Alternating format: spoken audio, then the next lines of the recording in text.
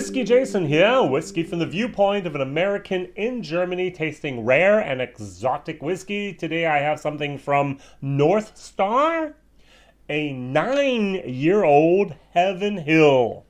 Now, Ian Croucher from Glasgow, he used to work for A.D. Rattray, and he decided, hey, I'm going to become an independent bottler. And that's what he did. He started buying casks, and then he started putting out different series. For example, I still have from the series number 002, the Linkwood, the 10-year-old. And he'll just put out 5 or 6 bottles each time from whatever he has, whatever he thinks is ready. And this is from series number 6. And he bought Heaven Hill barrel, 66.1% ABV, cost about 70 euros, so let's say about $85. And then he did something a little bit special to this beautiful, beautiful bourbon. Distilled 2009, bottled 2018. He finished it in an Islay cask, an Ardbeg cask. 253 bottles worldwide available, rare and exotic. I'm not really sure if I want someone tampering with my bourbon in an Ardbeg cask. I'm not a big fan of Islay whiskeys, but some people are.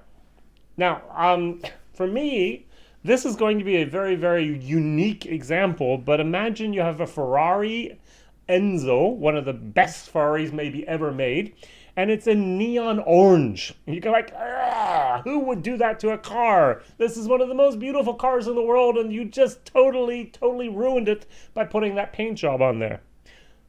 That's this whiskey for me. You ruined an absolutely excellent bourbon by putting a finish on it. A finish from an Ardbeg cask. Now, other people are going to look at this race car and go, wow, that's so awesome, wonderful. And this is just a matter of taste. So, North Star is a very interesting company. So far, almost everything they brought out has been a hit with the reviewers as well as with the consumers. I wanted to say purchasers, but that just didn't sound right. And so one of their slower moving, at least in Germany, bottlings, of course, are these bourbons. Over here in Germany, especially also in Europe, we like our single malts, our blended malts. If it's from Scotland, yummy. If it's from Japan, great. If it's from Ireland, well, maybe. If it's from the States, well, no. We did that as teenagers. We drank our Jim Beam and our Jack Daniels and our Coke, and we got drunk, and no. Today, we're much more sophisticated. It should be a single malt. Well, we know that that's not always true. We know that there's some fantastic bottles of WOW out there and other things that are just as enjoyable, even sometimes even more enjoyable than the stuff coming from Scotland. Maybe there's a reason why Jim Murray has not named Scotland the Whiskey of the Year now for what I think 6 years running. North America has won quite often in the last couple of years. This is weird. I get my wonderful, I know exactly how to explain this in a moment. I get my wonderful bourbon notes, and then there's that smoky ashtrayness. Imagine you had an Ardbeg, and I'm going to be like Rex.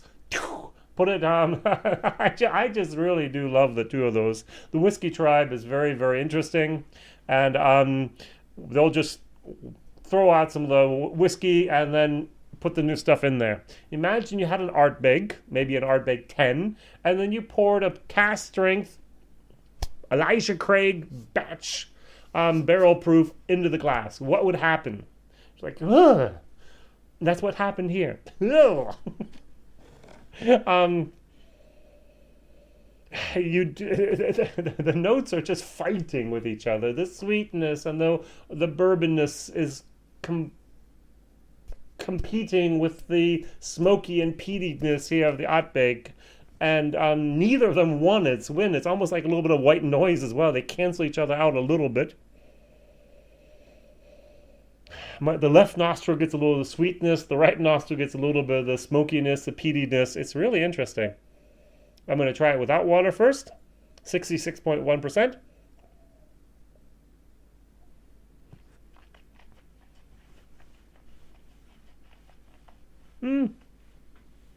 It's somewhat hot. And then, towards the end, yay, Ardbeg. Now, I'm going to do what I shouldn't do. I know that when I put water in these types of whiskeys, for example, Japanese whiskeys that have a very, very faint hint of a little bit of a peatiness, when I put some water in there, 5 drops, the peatiness just decides to boom, explode out into the environment. Those water-soluble moments just happen to just release the peat. And that's what happens immediately.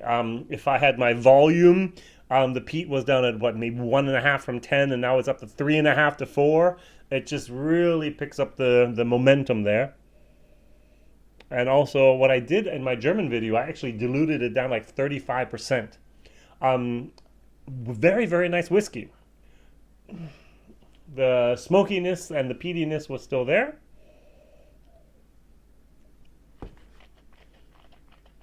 Yeah,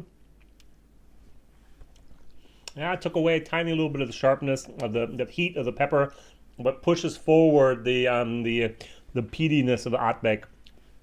Now, if I were my friend Torsten, he likes Ardbeg.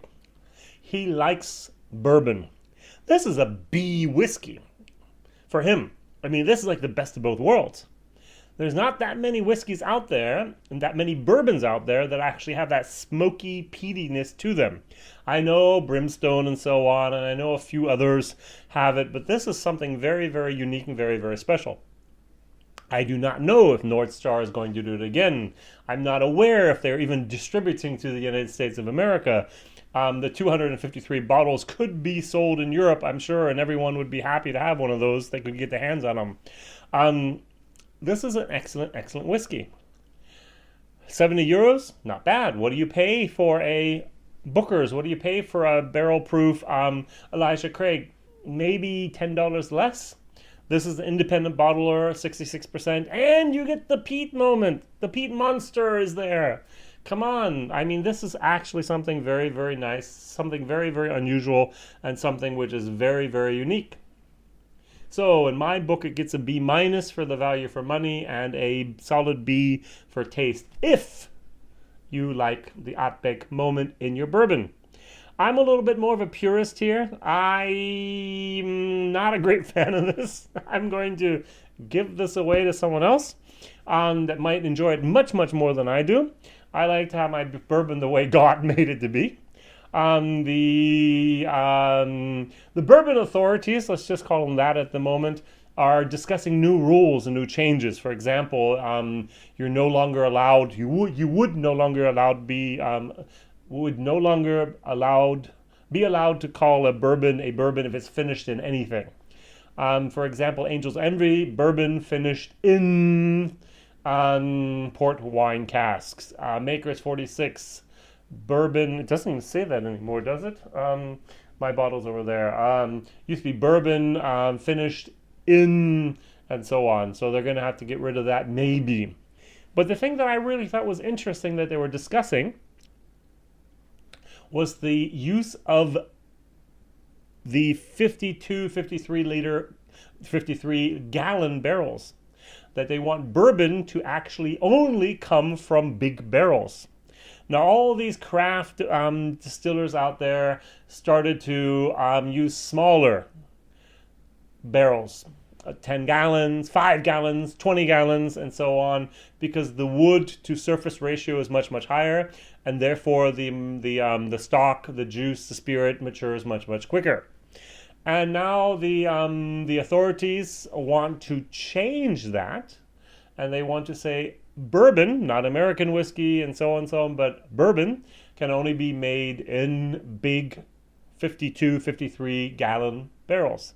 Now, I personally think that's not a bad idea, but I would like to have the possibility to still call it bourbon with the exception of putting it on the label.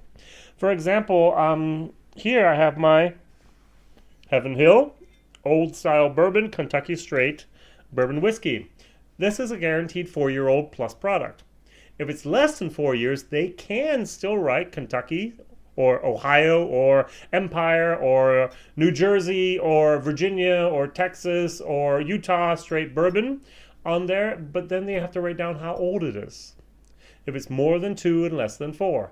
And exactly that's what I would like to have in the new regulations, that if they don't use a 52, 53 gallon barrel, that they actually then would have to write it on the label. This was aged in a 10-gallon barrel. And that would be kind of good, because I think transparency is one of the things that's sometimes missing. And some people always find loopholes and ways around it and so on. And I think that'd be good to have the consumer know what they're drinking, where it was made, and how it was made. Because pure bourbon is usually one of the purest products out there, right?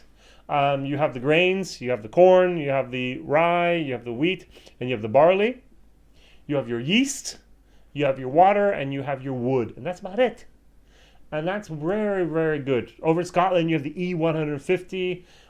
We don't have that with bourbon. Yeah, it's pure. It's unadulterated. The first Consumer Act was bottled and bond way, way back when. Why don't we actually just try to have more transparency with this fabulous product, which is Native American bourbon? Keep it safe, keep it clean, keep it straight.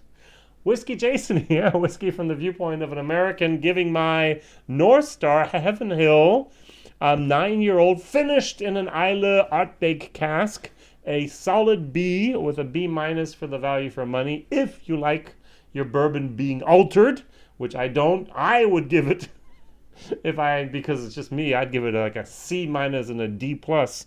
But imagine you do like the peatiness of the world. All right, thank you very much. What's your opinion? Should we actually change those laws about the barrel size and about the labeling and so on? What's your opinion about transparency for bourbon? Thank you very much for watching. My videos come out on Mondays, Wednesdays, and Fridays. I have so many different videos and so many different things I have the privilege of tasting over here in Europe. Thank you for watching. Bye-bye.